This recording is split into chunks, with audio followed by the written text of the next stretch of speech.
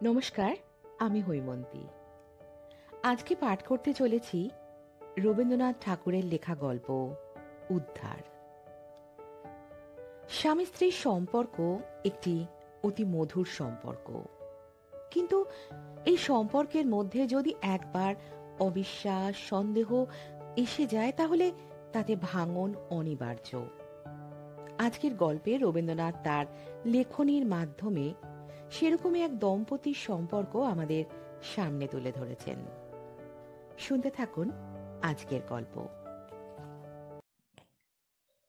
গৌরী প্রাচীন ধনী বংশের পরমাদরে পালিতা সুন্দরী কন্যা। স্বামী পরেশ হীনাবস্থা হইতে সম্প্রতি নিজের উপার্জনে কিঞ্চিত অবস্থার উন্নতি করিয়াছে। যতদিন তাহার অবস্থা দৈন্য ছিল ততদিন কন্যার কষ্ট হইবে ভয়ে শ্বশুর শাশুড়ি স্ত্রীকে তাহার বাড়িতে পাঠান নাই। গৌরী বেশ একটু বয়স্থা হইয়াই পতিগৃহে আসিয়াছিল।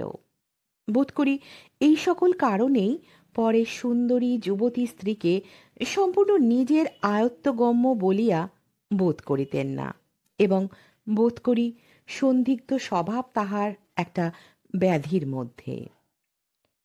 পরেশ পশ্চিমে একটি ক্ষুদ্র শহরে ওকালতি করিতেন। ঘরে আত্মীয় স্বজন বড় কেহ ছিল না।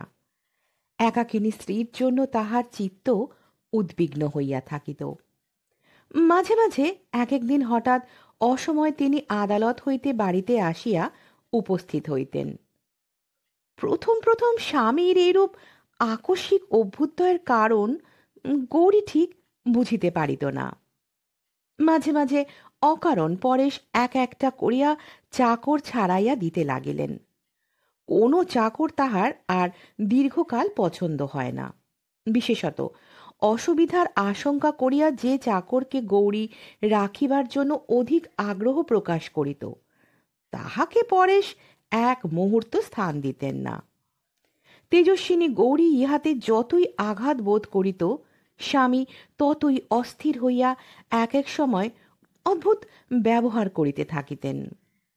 অবশেষে আত্মসংবরণ করিতে না পারিয়া যখন দাসীকে গোপনে ডাকিয়া পরেশ নানা প্রকার সন্দিগ্ধ জিজ্ঞাসাবাদ আরম্ভ করিলেন, তখন সে সকল কথা গৌরীর কর্ণগোচর হইতে লাগিল। অভিমানিনী স্বল্পভাষিনী নারী অপমানে আহত সিংহিনীর ন্যায় অন্তরে অন্তরে উদ্দীপ্ত হইতে লাগিলেন, এবং এই উন্মত্ত সন্দেহ দম্পতির মাঝখানে প্রলয় খড়গের মতো পড়িয়া উভয়কে একেবারে বিচ্ছিন্ন করিয়া দিল। গৌরীর কাছে তাহার তীব্র সন্দেহ প্রকাশ পাইয়া যখন একবার লজ্জা ভাঙিয়া গেল, তখন পরে স্পষ্টতই প্রতিদিন পদে পদে আশঙ্কা ব্যক্ত করিয়া স্ত্রীর সহিত কলহ করিতে আরম্ভ করিল, এবং গৌরী যতই নিরুত্তর অবজ্ঞা এবং কষাঘাতের ন্যায় তীক্ষ্ণ কটাক্ষ দ্বারা তাহাকে আপাদ মস্তক যেন ক্ষত বিক্ষত করিতে লাগিল, ততই তাহার সংশয় মত্ততা আরও যেন বাড়িবার দিকে চলিল। এইরূপ স্বামী সুখ হইতে প্রতিহত হইয়া পুত্রহীনা তরুণী ধর্মে মন দিল।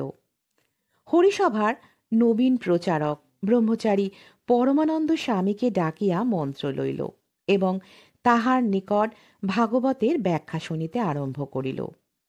নারী হৃদয়ের সমস্ত ব্যর্থ স্নেহ প্রেম কেবল ভক্তি আকারে পুঞ্জীভূত হইয়া গুরুদেবের পদতলে সমর্পিত হইল। পরমানন্দের সাধু চরিত্র সম্বন্ধে দেশ বিদেশে কাহারও মনে সংশয় মাত্র ছিল না। সকলে তাহাকে পূজা করিত। পরেশ ইহার সম্বন্ধে মুখ ফুটিয়া সংশয় প্রকাশ করিতে পারিতেন না বলিয়াই তাহা গুপ্ত ক্ষতের মতো ক্রমশ তাহার মর্মের নিকট পর্যন্ত খনন করিয়া চলিয়াছিল। একদিন সামান্য কারণে বিষ উদ্গীরিত হইয়া পড়িল। স্ত্রীর কাছে পরমানন্দকে উল্লেখ করিয়া দুশ্চরিত্র ভণ্ড বলিয়া গালি দিলেন এবং কহিলেন, তোমার শালগ্রাম স্পর্শ করিয়া শপথপূর্বক বলো দেখি, সেই বকধার্মিককে তুমি মনে মনে ভালোবাসো না? দলিত ফণিনীর ন্যায় মুহূর্তের মধ্যেই উদগ্র হইয়া মিথ্যা স্পর্ধা দ্বারা স্বামীকে বিদ্ধ করিয়া গৌরী রুদ্ধ কণ্ঠে কহিল, ভালোবাসি, তুমি কি করিতে চাও করো। পরেশ তৎক্ষণাৎ ঘরে তালা চাবি লাগাইয়া তাহাকে রুদ্ধ করিয়া আদালতে চলিয়া গেল। অসহ্য রোষে গৌরী কোনো মতে দ্বার উন্মোচন করিয়া তৎক্ষণাৎ বাড়ি হইতে বাহির হইয়া গেল। পরমানন্দ নিভৃত ঘরে জনহীন মধ্যাহ্নে শাস্ত্রপাঠ করিতেছিলেন। হঠাৎ অমেঘ বাহিনী বিদ্যুলতার মতো গৌরী ব্রহ্মচারী শাস্ত্রাধ্যয়নের মাঝখানে আসিয়া ভাঙিয়া পড়িল। গুরু কহিলেন, এ কি? শিষ্য কহিল, গুরুদেব, অপমানিত সংসার হইতে আমাকে উদ্ধার করিয়া লইয়া চলো। তোমার সেবা ব্রতে আমি জীবন উৎসর্গ করিব। পরমানন্দ কঠোর ভৎসনা করিয়া গৌরীকে গৃহে ফিরিয়া পাঠাইলেন। কিন্তু হায় গুরুদেব, সেদিনকার সেই অকস্মাৎ ছিন্ন বিচ্ছিন্ন অধ্যয়ন সূত্র আর কি তেমন করিয়া জোড়া লাগিতে পারিল? পরেশ গৃহে আসিয়া মুক্ত দ্বার দেখিয়া স্ত্রীকে জিজ্ঞাসা করিলেন, এখানে কে আসিয়াছিল? স্ত্রী কহিল, কেহ আসে নাই, আমি গুরুদেবের গৃহে গিয়াছিলাম। পরেশ মুহূর্তকাল পাংশু এবং পরক্ষণে রক্তবর্ণ হইয়া কহিলেন, কেন গিয়েছিলে? গৌরী কহিল, আমার খুশি। সেই দিন হইতে পাহারা বসাইয়া স্ত্রীকে ঘরে রুদ্ধ করিয়া পরেশ এমনি উপদ্রব আরম্ভ করিলেন যে শহরময় কুৎসা রটিয়া গেল। এই সকল কুৎসিত অপমান ও অত্যাচারের সংবাদে পরমানন্দের হরিচিন্তা দূর হইয়া গেল। এই নগর অবিলম্বে পরিত্যাগ করা তিনি কর্তব্য বোধ করিলেন। অথচ উৎপীড়িতকে ফেলিয়া কোনো মতেই দূরে যাইতে পারিলেন না। সন্ন্যাসীর এই কয়দিনকার দিন রাত্রের ইতিহাস কেবল অন্তর্যামীই জানেন। অবশেষে অবরোধের মধ্যে থাকিয়া গৌরী একদিন পত্র পাইল। বৎসে, আলোচনা করিয়া দেখিলাম ইতিপূর্বে অনেক সাধ্যির সাধক রমণী কৃষ্ণ প্রেমে সংসার ত্যাগ করিয়াছেন। যদি সংসারের অত্যাচারে হরিপাদপদ্ম হইতে তোমার চিত্ত বিক্ষিপ্ত হইয়া থাকে, তবে জানাইলে ভগবানের সহায়তায় তাহার সেবিকাকে উদ্ধার করিয়া প্রভুর অভয় পাদরবিন্দে উৎসর্গ করিতে প্রয়াসী হইব। 25শে ফাল্গুন বুধবারে অপরাহ্ন 2 ঘটিকার সময় ইচ্ছা করিলে তোমাদের পুষ্করণী তীরে আমার সহিত সাক্ষাৎ করিতে পারিবে।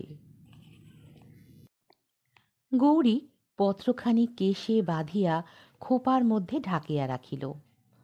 26শে ফাল্গুন মধ্যাহ্নে স্নানের পূর্বে চুল খুলিবার সময় দেখিল চিঠিখানি নাই। হঠাৎ সন্দেহ হইল, হয়তো চিঠিখানি কখন বিছানায় স্খলিত হইয়া পড়িয়াছে এবং তাহা তাহার স্বামীর হস্তগত হইয়াছে। স্বামী সে পত্র পাঠে ঈর্ষায় দগ্ধ হইয়াছে মনে করিয়া গৌরী মনে মনে এক প্রকার জ্বালাময় আনন্দ অনুভব করিল। কিন্তু তাহার শিরভূষণ পত্রখানি পাষণ্ড হস্ত স্পর্শে লাঞ্ছিত হইতেছে, এ কল্পনাও তাহার সহ্য হইল না। দ্রুত পদে স্বামী গৃহে গেল। দেখিল স্বামী ভূতলে পড়িয়া গো গো করিতেছে, মুখ দিয়া ফেনা পড়িতেছে, চক্ষু তারকা কপালে উঠিয়াছে। দক্ষিণ বদ্ধ মুষ্টি হইতে পত্রখানি ছাড়াইয়া লইয়া তাড়াতাড়ি ডাক্তার ডাকিয়া পাঠাইল। ডাক্তার আসিয়া কহিল, অ্যাপোপ্লেক্সি। তখন রোগীর মৃত্যু হইয়াছে। সেদিন মফস্বলে পরেশের একটি জরুরি মোকদ্দমা ছিল। সন্ন্যাসীর এতদূর পতন হইয়াছিল যে তিনি সে সংবাদ লইয়া গৌরীর সহিত সাক্ষাতের জন্য প্রস্তুত হইয়াছিলেন।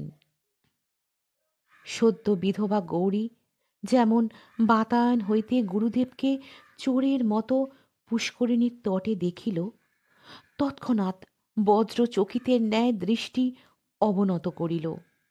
গুরু যে কোথা হইতে কোথায় নামিয়াছেন তাহা যেন বিদ্যুৎ আলোকে সহসা এই মুহূর্তে তাহার হৃদয়ে উদ্ভাসিত হইয়া উঠিল। গুরু ডাকিলেন, গৌরী। গৌরী কহিল, আসিতেছি গুরুদেব। মৃত্যু সংবাদ পাইয়া পরেশের বন্ধুগণ যখন সৎকারের জন্য উপস্থিত হইল, দেখিল গৌরীর মৃতদেহ স্বামীর পার্শ্বে শয়ান, সে বিষ খাইয়া মরিয়াছে। আধুনিককালে এই আশ্চর্য সহমরণের দৃষ্টান্তে সতী মাহাত্ম্যে সকলে স্তম্ভিত হইয়া গেল।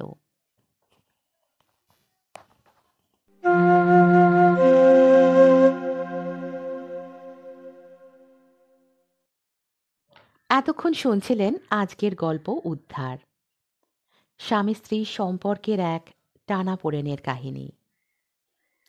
কেমন লাগলো আজকের গল্প অবশ্যই কমেন্ট বক্সে জানাবেন।